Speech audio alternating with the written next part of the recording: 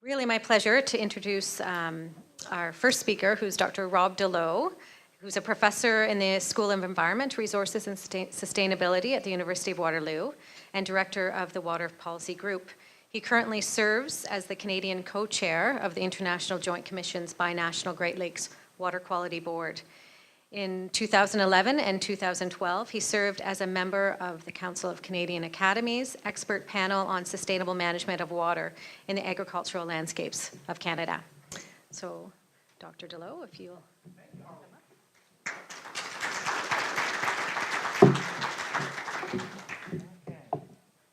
So I hope you folks like this slide because I'm not using slides. I'm starting to get allergic to slides, I guess, these days. You know, I find I much prefer opportunities to just talk to people and engage directly. And that's what I want to do today. So first of all, I'd like to thank the organizers for this event. I think these kinds of events are really important, not only for sharing ideas and sharing knowledge, but also kind of keeping up, keeping the team together, right? Keeping that water team, that water community together. And I think you'll see why that's important as I talk a little bit today. So I want to use my time with you this morning to share some thoughts about water governance, and I'll tell you what that means, or what I think it means anyways, and agriculture. And I really only have two messages that I want to leave with you. So these two messages are really quite simply that the water governance landscape in Canada has changed really quite dramatically, and that producers, the ag sector in general, have major roles and responsibilities. And the second one is that the changes we've seen so far may be dwarfed by the kinds of things that are coming down the pipe. And so the takeaway here is really that everyone who cares about water stewardship is going to be challenged to keep up, right? And so really, I've given you the two messages, so everything after this is just filler, because they said I need to talk for half an hour. So I'm going to try and flesh out the space here for you. What I want to do is, rather than use the whole 30 minutes, I'm hoping that you're in a mood for conversation this morning, that there'll be an opportunity for some questions and discussions and comments. I've got about 15 or 20 minutes of things I want to say, and then I really hope that we have some time to to debate and talk about some of these ideas.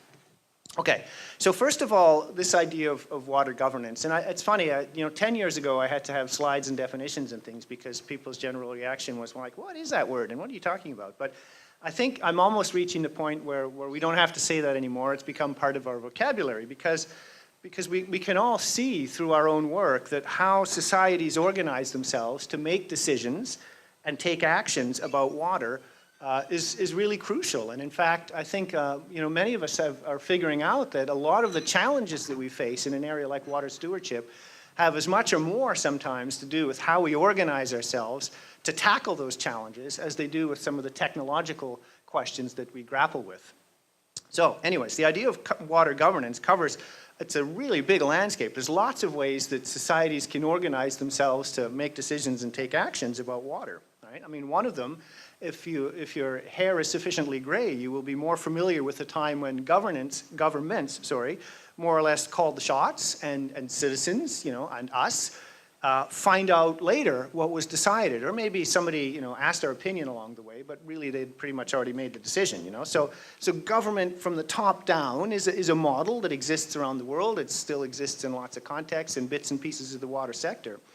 But we're also seeing lots and lots of examples where governments are there, crucially, in the background, providing that support structure, but people who use water or care about water have come together much more commonly to make and implement decisions. And so we see a lot more of that. There are also places in the world where a lot of the things that governments would normally do, like make decisions about who gets to use water and how much water gets to be used, for example, are handled by the markets, right? So if we were in Chile, we'd be accessing water through a market, or parts of Australia, and there's small water market activity happening in Alberta. So there's lots of different models for how we can handle that. And in Ontario, to deal with the water challenges that we face, we've used lots of different approaches over the years as well. I think it's fair to say that decades ago, governments played much more of a steering, directing role. Today that's scaled back a little bit. We've entered a period when governments crucially are still making the rules and calling a lot of shots, but there's way more involvement from ordinary citizens, business, Indigenous peoples, NGOs, right? It's a much bigger landscape where decision making happens. And as I was thinking about this and writing some of these ideas down, I was thinking, well, I'm kind of sounding like Captain Obvious here when I'm talking to the farm sector about the fact that you have to get involved in governance these days, because I'm willing to bet, I'd be very surprised if there aren't a bunch of people in this room who have served on a source protection committee for the past few years and worked incredibly hard with a lot of other people to put together drinking water source protection plans somewhere in Ontario. Or there might be people here who've served on a low water response committee in Ontario, and you've had to work with municipalities and other water users and ENGOs to kind of figure out how to deal with water shortages in your community during a drought situation. Maybe you've been part of an irrigation advisory committee, a water users cooperative, or any one of these kinds of bodies that forms at the local level to try and deal with these kinds of challenges. These are all examples of how the water governance landscape in Ontario has changed in the past couple of decades. Many of these things simply didn't exist 20 or 30 years ago. And what's interesting about them is they're part of a global trend. And that global trend is really called collaborative governance. You can find examples of what we do in Ontario, different of course, the details are different, but all over the world. And collaboration like this has become very popular all over the world for lots and lots of reasons. And one of them is a little bit funny. I always like this example. My good friend and colleague Nigel Watson, who works at Lancaster in the UK, where they have tons of collaborative organizations as well, the expression that he uses is that we often fail our way into collaboration. Right? So we go to collaboration because everything else we've tried has failed. There's an issue at the local level that governments can't use the badge to solve, or that people can't bull their way through. They've just finally, after battling it out for so long, come to realize the only way we're going to get her done is if we just sit down and try to find that common ground and solve this shared problem together. And there's more and more of those problems around. Slightly less dramatic reasons is, I think it's fair to say that the world is incredibly complex, and a lot of the water challenges that we're facing are just too big for any one organization to handle. And that includes something as big as the government, right? We need more hands on deck. We need more perspective. We need more brains. We need more types of knowledge, right? The knowledge angle is really important too. We've discovered that a lot of the knowledge that we need to solve and address problems might exist among farmers, among water users. And so we have to find ways to bring those people into the conversation. And the bigger overall trend really is that people since the 70s, there's just been this, in the Western world anyway, it's just a kind of an overall desire. People want to be more engaged. Not every person wants to be more engaged, but many, many more of us want to be part of the process, right? So the governance landscape in Ontario has changed quite a bit in the past couple decades, and there's lots of collaboration going on, and I predict there's going to be lots more. Unfortunately, I can't stay with you for the rest of the day. I have to blast down the 401 to Waterloo and go teach a class, but I have a sneaky feeling that you might be hearing this afternoon about some changes that might be coming in terms of how we make decisions about who gets to use and access water in Ontario. And I wouldn't be at all surprised if in a few years there's even more collaboration happening in the area of water allocation, for example. Okay, so with that set up, I just had these two messages, right? And so message number one was that producers have these major roles and responsibilities in the current landscape. Think about where we are right now. We're right in the heart of the Grand River watershed. 70% of this watershed is basically under agriculture, right? This is an agricultural landscape that we're in. If you set up a collaborative process to deal with any kind of water issue in this watershed, it's guaranteed going to involve agricultural land, farming, the farm sector in some way. And you add to that the fact that agriculture in the watershed depends on water and also affects water quality. So it would be really hard for the ag sector to avoid becoming involved in whatever collaborative governance mechanisms are happening here. And I'm here to say that that's actually a good thing. There are really good reasons why agriculture needs to be involved in whatever collaborative water process happens to spring up where you are. And there's really two reasons for that. I mean, the first one is that I think producers should be heavily involved in collaborative water governance because that's actually good for society. There's a societal benefit. But, flip it around, producers need to be heavily involved in these things because it benefits them directly too. And both of these reasons are true, and you don't have to choose. And I'm just going to give you a few little examples. We did a study a few years ago where we engaged a group of farmers from all across the country who had been involved in different kinds of collaborative governance processes that were happening in Ontario, Alberta, Saskatchewan, all over the place. And we were looking for some common threads. And I'll just share a couple of examples here. And if you are one of those people I mentioned who's been on a source protection committee, a low water response team, a water users cooperative or an irrigation advisory committee or anything like that, I think some of this might resonate. So farmers, for example, said on the plus side, sort of the benefits for society side, they said, look, we become involved in these collaborative processes for reasons like you came here today, to protect water quality and quantity, right? This genuine concern for water quality, water quantity, and this belief that there's a responsibility of the landowner to be involved somehow. So that's more altruistic, but really important.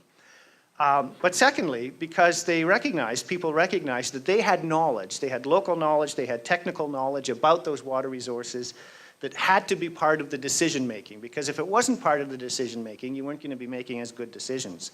Another reason that was quite common was they viewed their role as helping farmers learn about farming in the farm sector, right?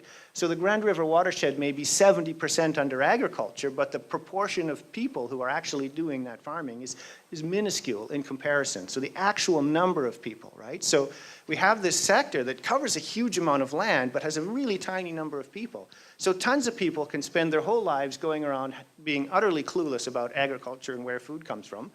And so farmers see collaborative processes as a great opportunity to get the word out. It's like, milk comes from cows, right? And so do hamburgers, right? And for a lot of people, this is what? The same animal makes what? This is crazy, right? So that educational piece is really crucial. But there's if you flip it around, that's all sort of, that's all lovely and altruistic, right? But farmers also recognize that there were some really practical reasons, right? So for example, who likes top-down regulation, right? So who likes having the government come onto your farm and tell you what to do and how to do it and when to do it?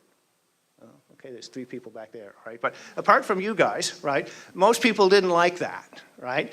And so they viewed a collaborative process as a way to actually keep the wolf at bay, to avoid that. So if we can solve this problem ourselves, it won't come with the badge, right? And so that was huge. Communicating the needs of farmers to people from cities, industries, and NGOs. That was kind of the flip side. If the first, on the other side, it was, here's some knowledge about agriculture. The other side was, it's like, and this is what we need, right? Like, if you do that, you're going to wreck my business, right? And you need to know that. Getting early warning about issues coming down the pipe, right, was really crucial. Putting the ag sector in a good light through working with others, being part of the team, being a team player, right? So tons of reasons, right? But the farmers that we worked with in this study, they recognized that, participating in a collaborative process can be a pain. It can be a huge investment in time and energy. It's a massive amount of work, right? But that there were really concrete benefits for the farmers who do it and also benefits for society. And like I said, none of this is going away, right? So if you look at the way that we govern water resources around the world, in Canada, in Ontario, the trend line is to more, not less, of these collaborative processes, right? So the takeaway for an organization like CFFO is that there's a really important role here, right? In terms of building the capacity of farmers to participate in these kinds of processes, right? If somebody said to you, we have a little theater in our community and we would like you to play Hamlet tonight, right? Could you just come and play Hamlet tonight? Like, you might be thinking, I have absolutely no knowledge or skill or understanding of either acting or Shakespeare. Are you out of your mind, right? But a lot of collaborative processes are very much like that. Would you please come and play this role? On the expectation that you might have all of these skills and you know what you're doing, right? It's a skill, knowing how to participate in a collaborative process. And actually, interestingly, the farm sector in Ontario, I figured this out ages ago. They don't need me to tell them this. When source protection was coming online, the farm sector self-organized and made sure that there was a support system so that the farmers who were part of the source protection committees had some training and some backup, right? And so I guess what I'm saying, really, is that organizations like CFFO have a crucial role to play in that capacity building, right? Which is really, really important. And so I wouldn't let that go, all right? Okay, so that was the first message, and that's the one that makes me feel like Captain Obvious, because, I'm telling you, you personally may not, some of this may be news to you, and I hope so that we haven't wasted this time, but for the sector as a whole, a lot of this is, yeah, we get that, because we've kind of been doing that, right? But the second one, I want to flip around here. I want to kind of radically change gears and go from, Captain Obvious to Captain Uh-oh, because I think the piece that's coming is the one that has the potential to really bite us, and I think we need to start thinking about this. Everything I've just said, everything that we have done, everything that we do around water governance, in a place like Ontario, is grounded in some basic assumptions. So number one, I bet you that we would agree that water is important to people in the environment. We would agree that water stewardship is important. You could be doing that, but you're here, right? So presumably you agree that water stewardship is important. I think if we look at who comes to meetings like this and who engages in water governance, we see that people care about water and that they can come together to deal with water challenges they share, even if they don't agree on everything. And that's really important. One of the interesting things about collaborative processes is people that you think might be like cats and dogs, maybe they are a little bit like cats and dogs, but they discover that actually when they spend that year together working on something, that they actually do have a lot in common, and it relates to shared values, like the importance of water. But the fourth assumption is the one that I think is the deal breaker here. The fourth assumption is that people like us in the water sector here think that people who care about water are still going to be the ones who are making decisions about water in future. And I don't think that's true. And I think we really have to worry about that. That's the last one that is making me nervous. Or maybe it will be true, but it'll be true because we started now to try and stay part of this conversation. And so that sounds really ominous. What am I talking about? So in the past 10 years, I've noticed some trends that I think add up to potentially a major shift in the water governance landscape, not just in Ontario, not just in Canada, but really globally. And it has huge implications for the agriculture sector, and frankly, for anyone who cares about water, right? And I'll give you a few examples, and this would be an excellent opportunity, as I'm going on with my examples, to see if any of this rings a bell with your own personal experiences, because if so, I'd really love to hear about that when we have some time for questioning. So this is just stuff that I've seen in the world that I live in, and maybe we can compare notes, right? So what am I seeing? Well, I'm seeing that companies that make things that use a lot of water are figuring out that their ability to keep making those things is going to depend on their ability to shape decision-making around access to water, right? So you're Coca-Cola, and you wake up one day and you realize, guys, every single thing we make is almost entirely water, right? Coca-Cola is almost entirely water. Where is this water coming from? What will happen to our business if we can't get this water? And what can we do to make sure we can keep getting this water, right? So if you're Nestle, if you're Coca-Cola, if you're Pepsi-Cola, if you're anybody in the food and bev sector who's making things that are mostly water, that rely on things that are mostly water, right? In the last 10 years, you've sat up and you've taken notice, right? And you're no longer taking it for granted, and you're starting to actually get involved and trying to have some control over how decisions are made. You don't want to wake up one morning and discover that some government official, some local collaborative body has just decided to put you out of business, right? And so if you're a multi-billion-dollar company, you're going to want to get on that, number one. That's the obvious one. So number two, information technology companies like IBM have recognized that there's money to be made in sensors, data management, data analytics, right? So big data analytics, these are things that have the potential to transform the way decisions are made about water.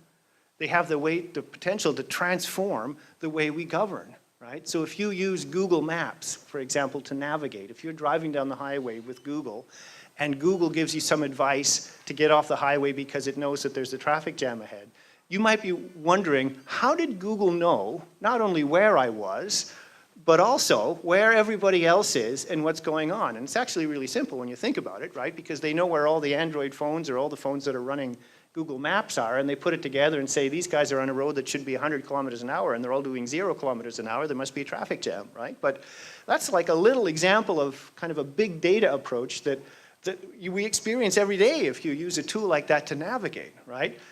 And this is not something that is not happening in the water sector. I don't know where it's going, right? But when a company like IBM, which I thought was a computer company apparently, is really interested in water, which they are, right? Then that's going to be transformative.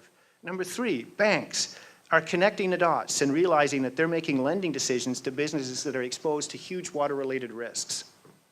Right? So all of a sudden, you're a bank, you're in the business of lending money to a firm, you've never previously asked the question, hey, if you guys don't get access to water, you go out of business. Can you get access to water? They're asking the question now, right? And so what is that going to mean when our largest, wealthiest, richest corporations discover that water is all of a sudden material to what it is that they're doing, right? Insurance companies are getting absolutely slaughtered by natural disasters of all kinds, including water-related ones like flooding, right? They're working really hard to influence the policy landscape. Investors are looking for opportunities to make money through water and avoid or mitigate risks associated with water. So we're seeing all kinds of international level corporate water sustainability initiatives that in some way, shape, or form are going to influence what happens in countries like Canada. What's that going to mean for you? Do you know? I don't know, but I mean, you should know, right? As a sector, you need to know, like, what does all of this mean? So I'm not saying that we have to be afraid of all of these new players or that this trend is necessarily going to have negative impacts for water. I'm also not saying that it won't, right? I mean, there's no question in my mind that these people are coming to the water table with different ideas and interests than the people who've traditionally been involved with water. And I think for me, that's the really crucial part, right? On the plus side, these new players might bring fresh ideas, new resources, people, money, connections, you name it. And water is not a wealthy sector, right? Like we are a nickel and dime operation in comparison to many other sectors. I mean, the amount of money that is needed to get stuff done in the water sector is incredibly small relative to some other ones, right? But on the minus side, all of these new players might not be interested in what you're interested in. They might not even live in this country, right? They might be some overseas investor sitting in an investment house in London making a decision that ruins your business and you don't even know about it, right? And so we're not immune to these kinds of global trends. I'll give you a tiny example of where some of this could be going, and then I'm going to wrap up. I had a recent student, Marie-Claire Brisbois, and she asked the question, why are these big natural resource industries getting involved in little rinky-dink local collaborative processes, right? So how do you account for the fact that, that here we have a collaborative table and you're doing introductions and it's like, hi, I'm Harry, I'm a local potato farmer. And it's like, well, hi, I'm Sally, I'm a retired school teacher. And hi, I'm George, I'm from a multi-billion-dollar global corporation, but I'm just a guy, right? It's like, I'm just like you, we're just folks who care about water, right? Seriously, right? No. So why are these people here, right? And so one of the things we found is that these large resource sectors, they love these collaborative processes at the local level because if you went to them, you could get all kinds of useful intelligence on the ground, you could make connections, you could show the flag, you could look like a good sport. And if things didn't work, if things did work out in the collaborative body and decisions were made that were, good for your business, hey, awesome. But if they didn't, well, you still had access to the minister, you still had access to all the key decision makers, you still had all the money and power to shape the agenda, you had billions of dollars that you could throw around for whatever you needed to do to get what you wanted, right? So we discovered, big surprise actually in hindsight, that of course they love collaborative processes because it's just one more way to get what you want, right? So the takeaway for the ag sector is this. Don't assume that the water governance future will be like the water governance present. Don't assume that the new players who are joining the game care about the same things you do, like water stewardship on your farm, in your community, and in your watershed. So from this perspective, this is another little mandate I would give to organizations like Christian Farmers Federation of Ontario, to start thinking about, like, what can the ag sector do to make sure it still has a voice in water governance in the next decades, right? And this is really a question for the whole water sector, is what can people like us who value water for the reasons that we do to make sure that we're still part of the conversation in 20 years, right? And that it's not all being decided by, I don't know, Google or somebody else far away who doesn't think about water the way we do. Right, so just very quick recap and then I'll stop. The water governance landscape, big changes have happened. Producers have major roles and responsibilities, and building and maintaining the capacity of farmers to participate in these collaborative processes, I think, is a really crucial thing. It's an important, really valuable thing, and it's a prize you don't want to drop, right? So viewing capacity building as an ongoing challenge is really important. Number two is that these changes that we've seen so far, which have been huge, are, I think, going to be dwarfed by some of these future changes. And basically, everybody who cares about water stewardship is going to be challenged to keep up, right? So the future of water governance is not going to be like the present, and all of us who care about water have to think, what can we do now, to make sure that the water values we have are protected? Okay, so it looks like I still have a few minutes for talking, and I do hope people have some questions. And again, I apologize for zipping away, otherwise we could have chatted throughout the rest of the day, but I'm just down the road in Waterloo, and if anybody does want to follow up on any of this, I'm always more than happy to chat. So thank you.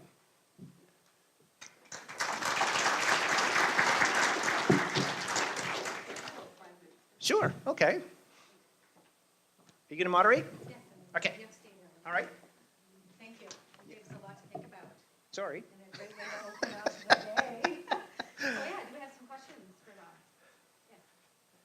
So I feel like we're demonizing Nestle and Coke and Tim Hortons and all the other people that offer the consumer single-use beverages, and yet we're making they are just responding to consumer demand.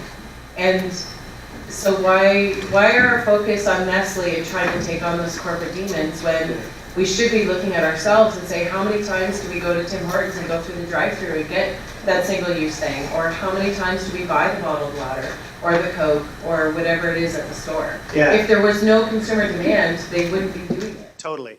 And it's, I mean, I almost, if I had $10, I would have been, I'd be collecting on a bet here, right? Because it's always where it goes, right? This is almost always the first question. So, and it's a good one though, and it's a wonderful opportunity to clarify where I'm coming from. So it's not actually about demonizing, it's just about other people who may be perfectly fine, wonderful people having different perspectives on water than we do, right? And I know this, I'm not just, making this up. I spent 5 years, 2007, 2012, helping Royal Bank give away a ton of money it was giving for Under the Blue Water Project.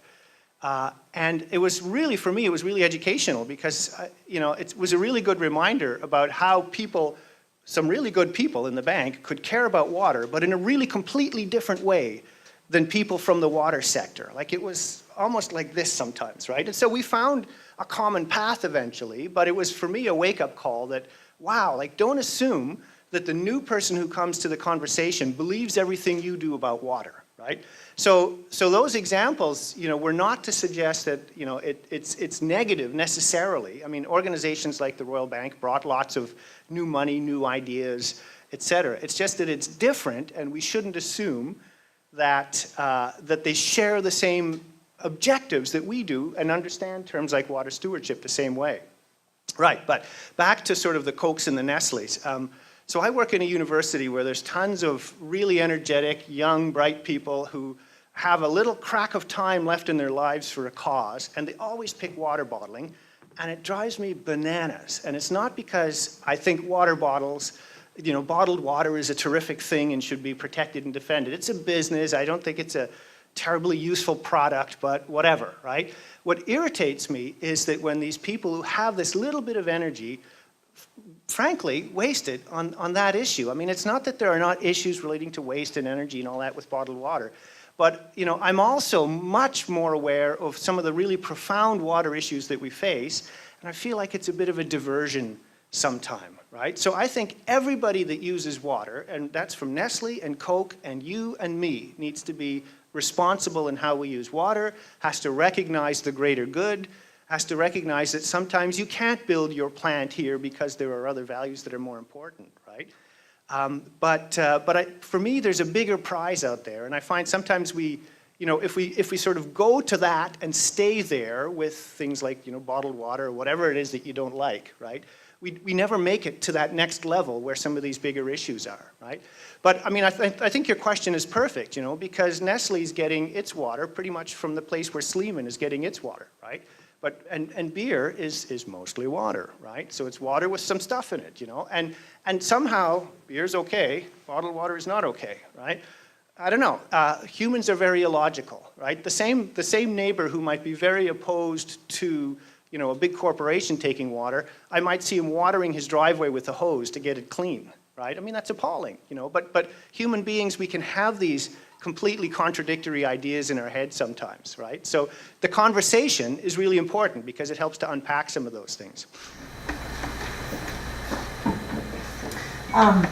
Thanks, Rob, for sort of packaging this up. I'm sort of wanting to tie a couple of thoughts that you said together and get your input on sort of what next. Collaboration works best locally when you have the people, the stakeholders who have the most invested in it, sort of talking. And now we have these new sort of players coming on the scene.